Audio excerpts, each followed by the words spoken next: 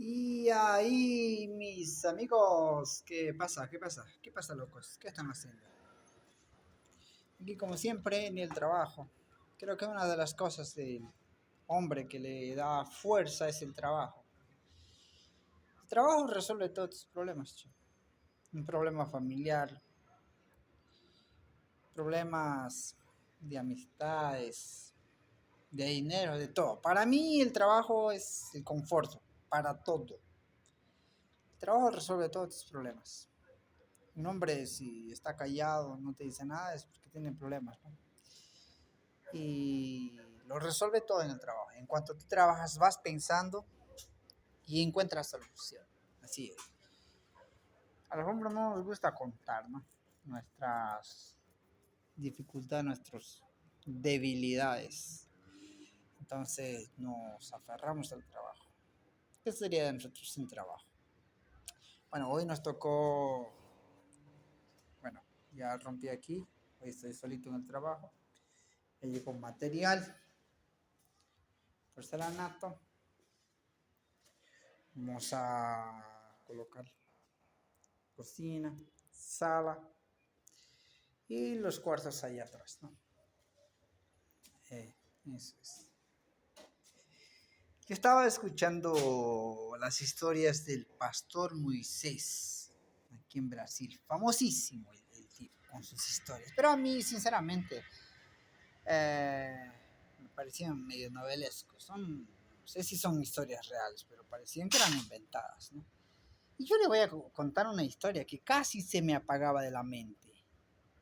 Y una historia súper interesante, che, que pasó conmigo y es una cosa real, que yo lo viví, ¿no? No es una historia ficticia, inventada, ¿no? Entonces, bueno, por la época de 2009, yo había llegado de Cuba, ¿eh? Me quedé unos 4 años en Cuba, dentro de un proyecto, pero todo se me había ido al tacho. Yo regresé a Bolivia, sacaba Chapare, esa temporada vivía en un chaco allá por el lado de Chapare, y me encontraba medio que sin opciones de vida, ¿no? Entonces, ya saben, un campesino, sin muchos estudios, claro, con muchos sueños, pero casi un porcentaje mínimo de realizarlos. Entonces, yo necesitaba salir de ese ambiente. Y un pariente lejano me había invitado para ir al lado de La Paz, al lado de Yungas, ¿no? Y él tenía unos terrenos allá. Él me había dicho que su chaco estaba allá y podía trabajarlo si yo quería, ¿no? Entonces ya le dije, ya me mandé para allá, para La Paz. Entonces me fui sentido Yungas y así. Fui a trabajar en su chaco, me encontré con su papá, rocé el monte, hice un pedazo y así. Me quedé unas 2 semanas. Solo que mis recursos habían terminado, ¿no? Para comer. La única cosa que yo necesitaba era para comer. Entonces salí al pueblito, el pueblito más cercano que era habitado, era Rurrenabaque, ¿no? Entonces, en Rurrenabaque trabajé 1 semana, creo, en construcción, porque construcción yo ya hacía desde muy, muy joven. En mis 14, 15 años ya hacía construcción. Entonces, revoqué para unas personas por ahí, hice unos trabajos, casi 1 semana y tantos. Hice un dinerico y me estaba retornando al Chaco, ¿no? Al monte, donde era su terreno de un sobrino lejano mío. La verdad es el marido de mi sobrina, ¿no? Es el marido de mi sobrina, una sobrina, prima sobrina. Entonces, eh, yo me estaba de ida, pero había un camión lleno de gente, ¿no? Llenito de gente. Y había un alboroto de personas, y otros subiendo, bajando. Y le pregunté a uno, ¿de dónde están yendo? Y yo estoy en ese sentido, ¿pueden llevarme hasta por ahí? Sí, sí, sí, sube ahí, sube. Entonces, yo me subí ahí porque era camino a Exiamas, ¿eh? De Runabaque camino a Exiamas. Y allá no había mucho transporte, ¿no? Entonces me subí junto con ellos. Y en el viaje, era un camioncito, ellos dicen, uno de ellos me comenta que están yendo a agarrarse terrenos, no, a agarrarse terrenos. hay terrenos sin dueño y están yendo a agarrarse. ¡Opa! Dije, caramba. Yo le pregunté si yo podía ir con ellos. Entonces, el tío que me comentó de ese asunto era un señorcito callado, ¿no? Me comentó. Dice, sí, puedes ir con nosotros. Ya, ándate conmigo ahí, vas a... Normal, estamos haciendo agarrar terreno. Entonces, yo quería, ¿no? Entonces, yo fui con ellos. No recuerdo cuántas horas, pero que unas 3 horas andamos en el auto. Y a pie casi un mediodía. Unas 8 a 10 horas casi. A pie.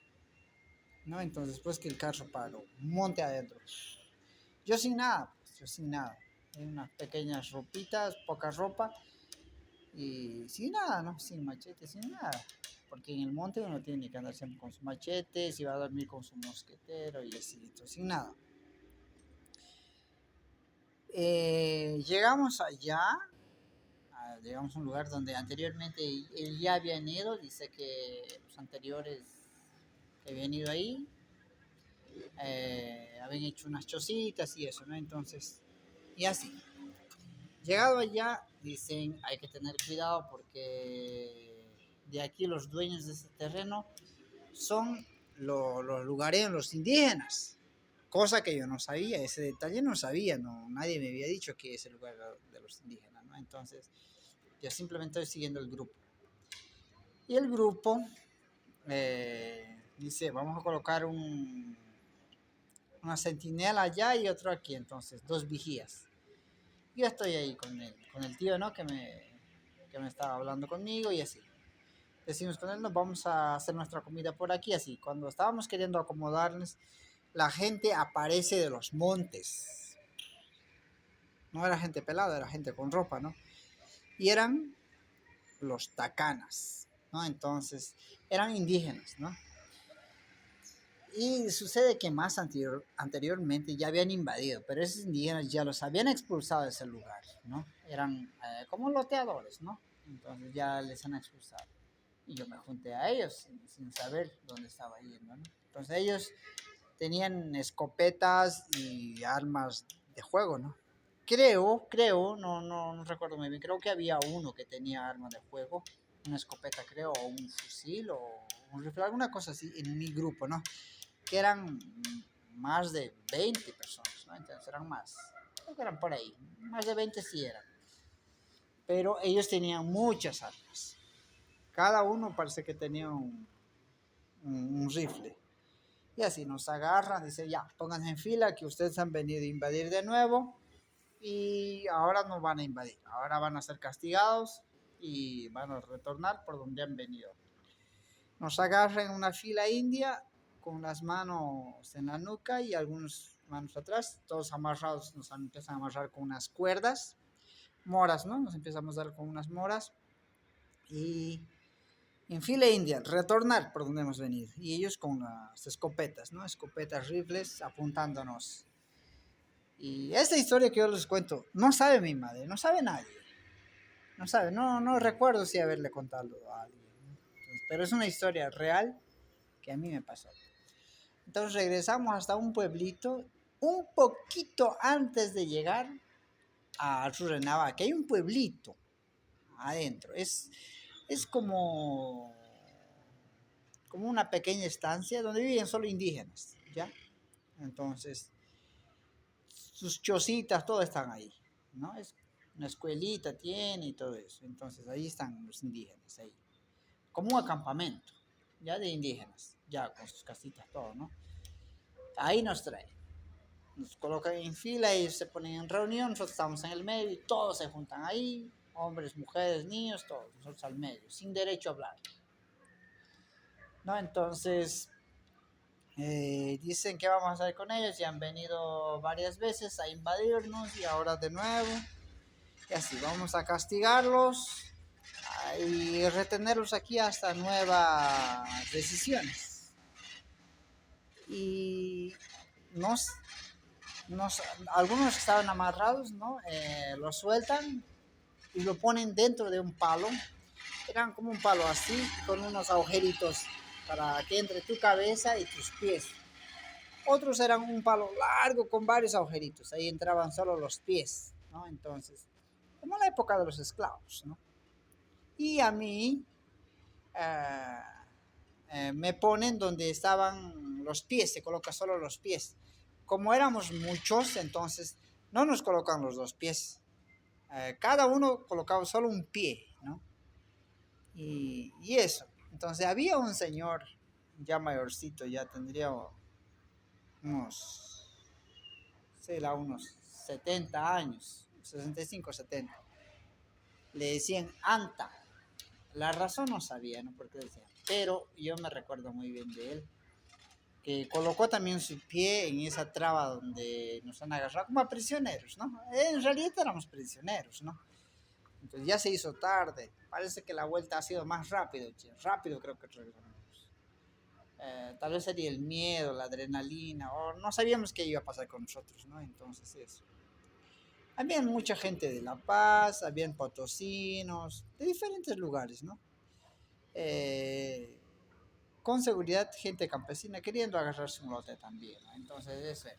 Y ese señor era de un interior de La Paz, parece, no recuerdo muy bien, pero era mayorcito. Pero sus pies eran súper gruesos. Entonces, le traban los pies ahí, ¿no? Así, y de él, su pie chocaba, pues, tabla con tabla no podía juntarse, su pie era muy grueso. No, su canilla era muy gruesa, entonces, y así, lo amarraron así y ya. Él empezaba a gritar, ay, ay, empezaba a gritar porque le estaba apartando su pie. A mí no me pasaba nada porque mi pie es flaquito. Mi pie es delgado, mi pie delgadito, normal. Entonces ahí nos quedamos toda la tarde, la noche, toda la noche. Ellos han hecho sus juegos ahí al fondo, han atizado unos juegos y sus reuniones, ¿no? Y yo escuché, ¿no? Parece que alguien hizo alguna comida, una olla común y nos dieron, ¿no? Las mujeres tenían un poquito más de piedad de nosotros, ¿no? Porque casi todos éramos hombres. Parece que habían dos mujeres en el grupo de los que hemos entrado, ¿no? En ese grupo que estaba en el carro que yo estaba con ellos. Entonces habían parece dos mujeres. El resto era todo hombre. Entonces los hombres de la aldea nos maltrataban más, digamos, nos insultaban, tapones en la cabeza, algunos golpecitos, pero nunca, a mí no me han dado ni un golpe que me doliera así, ¿no? Entonces, pero en las palabras nos ofendían mucho, ¿no? Nos maltratando, ¿no? Insultando y todo eso, ¿no? Entonces, que nosotros éramos invasores, que siempre estábamos atacando sus terrenos y así. Y eso, posiblemente debió ser eso. Yo creo que iba mucha gente y siempre quería agarrar la tierra de los indígenas, ¿no? Y ellos ya estaban en sus límites. Entonces, y eso, había un grupito de mujeres que habían hecho una olla común, no recuerdo muy bien, pero era yuca con algo de gallina. Ajá, entonces, porque tenía sabor a gallina. Fue la sopa más rica, la lagua más rica que yo ya comí en mi vida. Porque ya había pasado casi un día entero sin comer, tarde entero, ¿no? De noche. Eso sería como a las 11 o medianoche. Entonces nos dan esa sopita. Parecía que nos estaban dando escondida. Unas dos mujeres han venido y rapidito nos daban y así, en unos platitos que nosotros llamamos tutuma, ¿no? Entonces en esas tutumitas y decía rápido coma y así, entonces va y comí, era una delicia, era una yuca, creo que le pusieron un pollo o alguna cosa, pero yo no vi ni un pollo, solo que el sabor era pollo, lava de yuca, ¿no? Entonces, eso, y una delicia, me comí una delicia, ya con eso creo que mi mente ha mejorado y así, entonces, alguien también nos trajo una agüita, porque no nos estaban dejando tomar agua, nada, ¿no? Y de cada rato a los que hablaban los chicoteaban. Sí, yo también recibí unos chicotazos, ¿no? Entonces, tanto para no ser maltratado más, me quedaba callado. Solo que conmigo era peor. Conmigo era peor, ¿por qué? Porque los de mi grupo que se han hecho agarrar no me conocían. Y ellos decían que posiblemente yo era el traidor, ¿no? Posiblemente ellos decían, este debe ser el infiltrado, me decían, desde el grupo que se han hecho agarrar conmigo, ¿no? Entonces, se ponían en contra de mí también, porque no me conocían. Claro, yo me subí en el medio camino, ellos ya estaban abordando y yo me subí ahí, no los conocía, si hacían sus reuniones, no sabía nada yo, ¿no? Pero como yo no tengo miedo a nada, ¿no? Como yo quería tener un terreno donde vivir, donde trabajarlo, entonces, por eso que me subí. Entonces, eso, ¿no? Y así. Y nos quedamos es un día y una noche, ¿no? Ese día y esa noche entera. Sucede que al día siguiente, de mañanita, alguien llamó a la policía diciendo que los indígenas habían agarrado preso a unos loteadores, ¿no? O a unos invasores del terreno.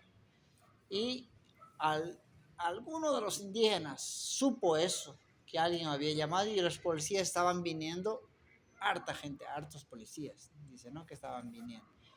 Entonces nos empiezan a interrogar, uno por uno, separado por separado, de dónde veníamos, qué hacemos. Yo le conté la historia, ¿no? Yo le conté la historia y yo le conté la real historia. Yo no inventé nada, nada, porque tenía nada para esconder. Entonces yo le conté que yo me había subido en Renavaje, yo no sabía su procedencia del grupo, ¿no? De dónde venían. Eran pocos que ya estaban retornando por segunda vez. Todos eran casi por primera vez que estaban entrando, ¿no? Entonces, pero unos 3 o 4 ya habían venido anteriores veces para invadir ese terreno y creo que han ido a buscar refuerzos o algo así. Pero ellos tenían sus reuniones, entonces eran como queriendo invadir un terreno, ¿no? Para vivir y trabajarlo, yo creo. Entonces, yo me junté a ellos, ¿no? En el medio camino. Yo les conté, entonces me soltaron. Me han soltado. Dice, ¿sabes qué?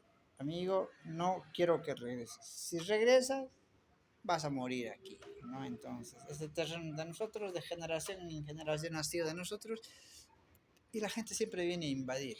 Entonces, y ahí me soltaron. Antes que la policía llegue, ¿no? Entonces, y así. Les han soltado casi unos 10 era el soltar, y el resto se quedó ahí, ¿no? Nos vinimos. Yo era casi uno de los primeros que vienen a soltar. Me vine corriendo, en sentido al camino principal que está entre Rurrenabaque y Ixiabas, porque era una entradita, no recuerdo qué cruce, tenía un nombre, porque son muchos años ya. Entonces salí corriendo. Cuando estaba ya casi llegando al cruce, que era camino principal, era un camino de tierra entre Rurrenabaque y Ixiabas. Ahí yo vi entrando muchos policías, ¿no? Entrando y me paran. Y dicen, ¿de dónde estás viniendo? Yo digo, de la comunidad. Me dice, ¿qué es de los indígenas presos ahí? Entonces yo dije, no, yo era uno de los presos. Y todavía hay gente ahí, ¿no? Entonces preso. Me han soltado. Y así. Y no me han dado mucha pelota y se han ido para allá, ¿no? La policía tampoco paró para cuestionarme más, no me paró nada, ¿no? Entonces yo me seguí caminando hasta encontrar algún carro que me pueda llevar. Y de ahí ya no regresé a Runaba, que me fui al Chaco, ¿no? Que era del marido de mi sobrina. Esa historia yo no le conté a nadie. ¿Por qué? Porque al comenzar me parecía un poco vergonzoso, ¿no? De ser castigado, latigado, amarrado un día y una noche. Yo les estoy contando porque esa historia me pasó a mí, no es una historia inventada. Y es una anécdota bien interesante, ¿no?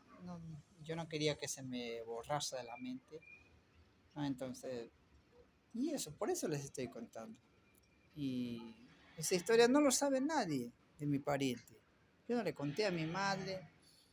Si le contara, tal vez no me crea, o si me cree va a reñirme o se va a poner muy triste, ¿no? Pero lo va a saber alguna hora, me imagino, ya que les estoy contando, ¿no? Entonces eso. Y yo no le conté a nadie. Y no recuerdo si haber contado a mi mejor amigo, ¿no? Que siempre uno tiene, ¿no? Un compinche que andas contando todo lo que te pasa. Y eso me pasó. Eh, y ya les conté la historia, ¿no? Entonces, a ver, otro día les cuento. los años que me pasé en otros países, eh, viviendo la vida, ¿no? Uno no trata de ser el mejor, no trata de ser el mejor ni el peor, simplemente vivir la vida es, vivir la vida. La vida es tan bello. Yo les veo reclamando de una cosa y otra cosa. Yo también reclamaba, no lo voy a negar. Pero me di cuenta que estar vivo es bello. Estar vivo es bello. Personas mucho más importantes que nosotros han muerto, ¿no? Y después de muerto no tiene sentido la vida. Entonces, estar vivo es interesante, es bello. En cuanto estás vivo, todo vale la pena. En cuanto estás vivo, siempre hay oportunidad. En cuanto estás vivo, puedes contar tus historias y hacer nuevas historias, ¿no? Y hacer tus propias historias, no ser simplemente un mero narrador de historias, ¿no? Y a mí nunca me dio miedo tomar una nueva actitud, tomar un nuevo camino, un nuevo rumbo. Y ahí estamos viviendo la vida, aprovechando cada minuto a nuestra capacidad. Yo no puedo decir que estoy viviendo de la mejor manera. Estamos viviendo a nuestra capacidad. Y eso. Ahorita estamos haciendo una obra aquí en Carapicuiba. Yo paré unos minuticos para contarles eso. Y hay una neblina terrible, che. Se ve azulado, ¿no? Azulado. Entonces, de ahí, ese edificio es para allá. ¿Ven? Ese hasta por ahí es Barueri. No sé si se puede notar, ahí es Barueri. No, Barueri. Entonces, ya. De ahí para allá ya Osasco. Aquellos edificios que se ve ahí al fondo ya son Osasco. Entonces, por ahí donde están los terrenitos, ahí es límite. Carapicuiba para este lado y para allá Osasco. Está un sol, pero hay una neblina. Parece que es humo, che. Eso es. Mis amigos, yo les dejo por aquí que tengo que trabajar, si no me quedo sin avance. Abrazos, ate más. Chao, chao.